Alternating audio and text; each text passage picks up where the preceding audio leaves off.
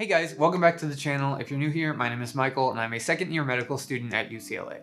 In today's video, I wanted to talk about something that I haven't seen a lot of other videos about, and that's why someone like me might want to do an MD PhD program as opposed to just a PhD program or just an MD program. I've split the video up into several different factors that went into my decision to go the MD PhD route, and you can find the timestamps for those in the description. So the first factor that went into my decision and should go into everyone's decision before going this route is you need to really like research and want to do it as a career. This is absolutely the most important factor that should go into whether you want to do an MD PhD program or not. If you aren't interested in doing research as your career, this definitely isn't the path for you, no matter how nice the other benefits might be. MD PhD programs are designed to train what are known as physician scientists who spend about 80% of their time doing research and 20% of their time in the clinic. And there's a bit of flexibility in there, but the main point of that is you should be wanting to spend most of your time doing research. That's not to say that every single MD PhD student when they graduate actually goes and does that split, but that's what programs are trying to train you how to do. Personally, that still is my goal. I really would like to get to the point of having my own lab someday and seeing patients like a day or half day a week. But there are always a few other ideas in the back of my head on how I might be able to use both degrees. That being said, none of those involve being a full-time physician, and that's the main point of what I was trying to get at in saying you should want to do research as your career.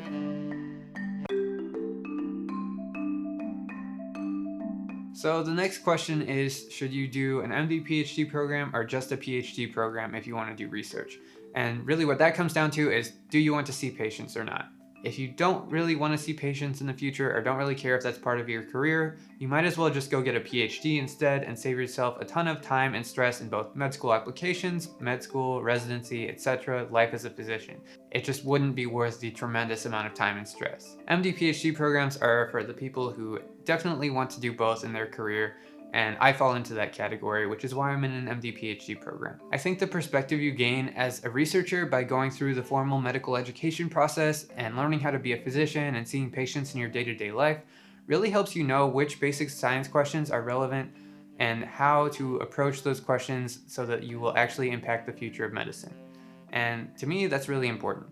I really couldn't imagine a future for myself as a researcher without actually having interactions with patients, so this was the obvious route for me to go down to solve that.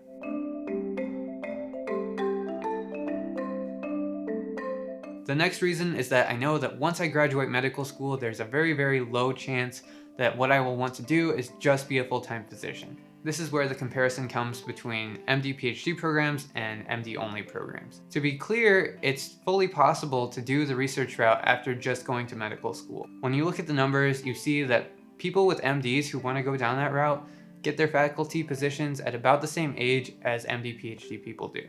And the reason for that is that when you graduate with an MD, you'd be expected to do a bunch of postgraduate research before anyone would consider hiring you as a faculty member. So if you're confident that you want to do research as your career, you might as well just go the MD PhD route and take some of the benefits of an MD PhD program, like the financial aspects, which I'll talk about in a bit, and the formal education and training that you'll get as a PhD.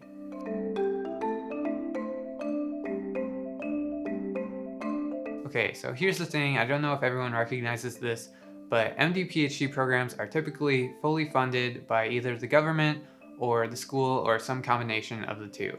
And what that means is that when you're an MD PhD student, all of your medical and graduate tuition is paid for, and you get a living stipend to cover cost of living. Now, this seems like it would be a big draw for people to go the MD PhD route over the straight MD route, because who doesn't want free med school? But when you think about it, if you're just trying to be a full-time physician, this just really doesn't make any sense. A, you're giving up 4 years of your life to do something that you probably don't want to do in your life, and you're just going to be miserable the whole time. And B, you're giving up 4 years of a physician's salary. So even financially, this doesn't make sense because you'll be making way more as a physician than the debt you'll have gone into by going to 4 years of med school and just paying for it yourself. Also, then you'd be taking up a spot from someone who actually wants to do that career, which is just not the right thing to do. That being said, if you do end up deciding to go the straight MD route and then decide later on that you want to do the research part of it, then you're going to have a lot harder of a time paying off your med school debt because being a researcher just doesn't pay nearly as well as being a physician. That's why I said if you're confident you want to do research as your career and you want to see patients, then you're much better off trying to get into an MD PhD program that's fully funded.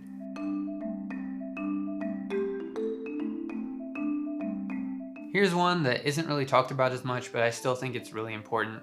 You would never bring this up in an interview, but academic research positions, which is like trying to become a PI, are really competitive, and only about I think 5 to 10% of the people in PhD programs or MD PhD programs who want to get into those positions actually get them. And when you just have a PhD and you're in that position, your options are somewhat limited. You can pretty much go into industry, teach, or do something that didn't really require a PhD in the first place. When you have the MD PhD though, you're licensed to be a full physician, and even if you don't use the PhD part, you'll always have that job security of knowing that we'll always need physicians, even during a pandemic. And in my opinion, that's not something you should scoff at. Now, I would never bring this up in an MD PhD interview or anything, because they're really looking for people who are really motivated to do the academic research career. But it's always good to have a backup plan because so few people actually successfully get that job.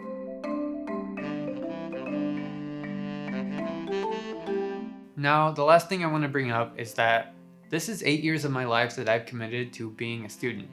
And that works out well for me because I like being a student, and so it's nice to get paid to be a student for 8 years. But if you really hate living as a student and studying all the time and stuff like that, then this is definitely not the path for you, because there are a lot of other careers that require way less school. This is probably one of the most schooling that any career requires. Now, when I say I like being a student, I mean that I really like having the freedom of schedule to study on my own time whenever I want. And being a student comes pretty naturally to me. It's one of the things that I'm naturally better at.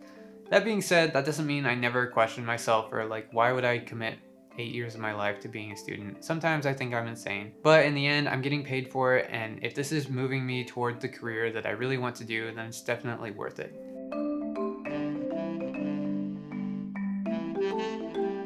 So those are my main reasons for pursuing an MD PhD program, but there are always a ton of other minor nuances that go into someone's decision as to whether they do an MD PhD program or not. For example, MD PhD programs are really competitive to get into. And so applying means you have to apply pretty broadly, pretty much across the whole country. And getting into one might mean that you have to move really far from home. And that's something that for 8 years of time is not an insignificant thing. I hope you found this video helpful, and stay tuned for more videos coming every week.